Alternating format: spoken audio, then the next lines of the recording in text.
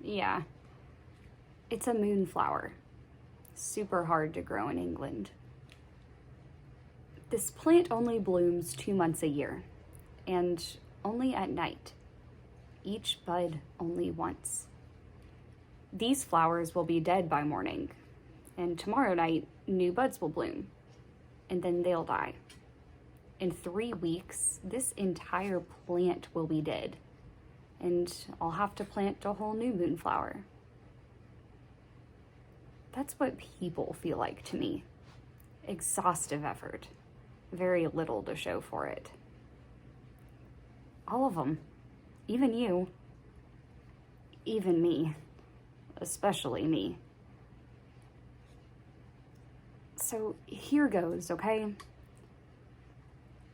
Dad was Dennis. Mom was Louise.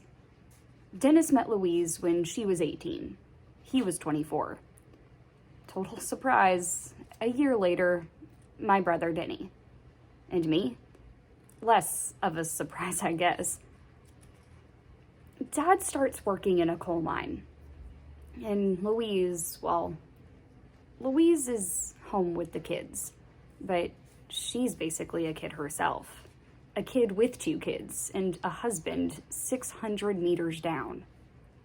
So Dad's underground and Mom's under some man. And the thing about a coal mine, the thing I think about most now that I'm older, no plants down there.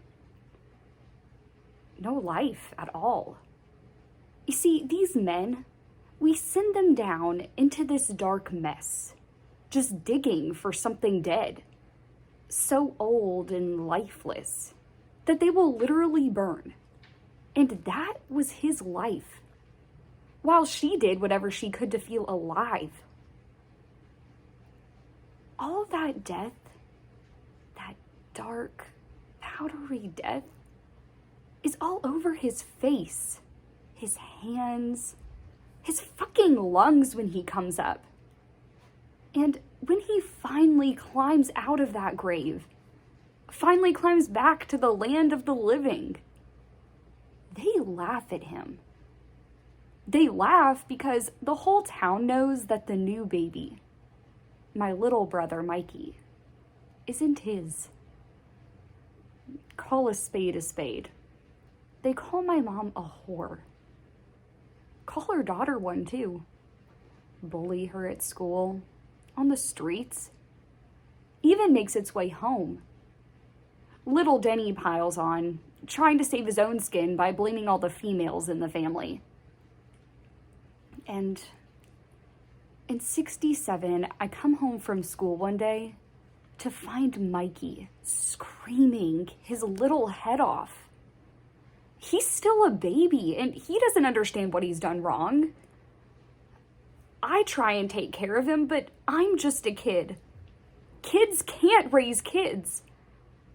I forget things like watching over a pot when it boils.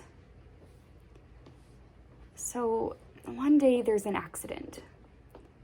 Social services gets involved and we're split up. Dad did his best.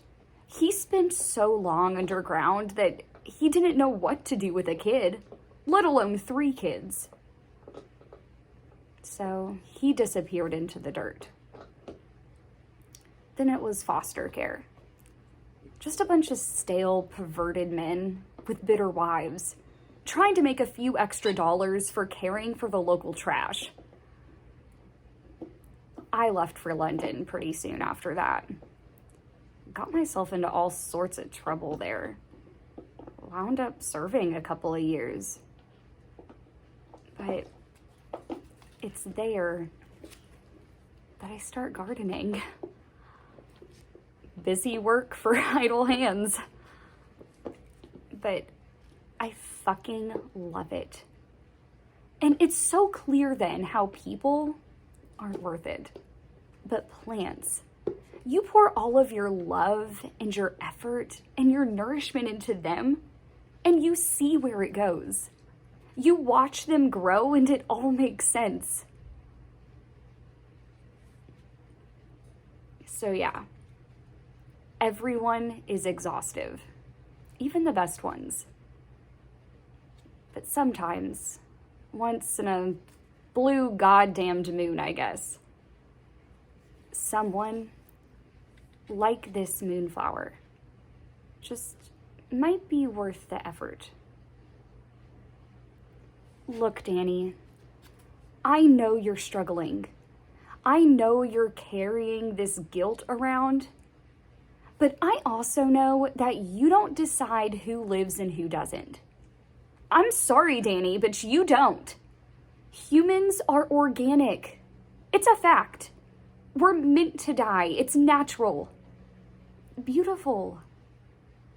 Every living thing grows out of every dying thing. And that life recycles and refreshes, and on it goes. And that life is so much better than that life getting crushed deep down into the dirt, into a rock that will burn if it's old enough.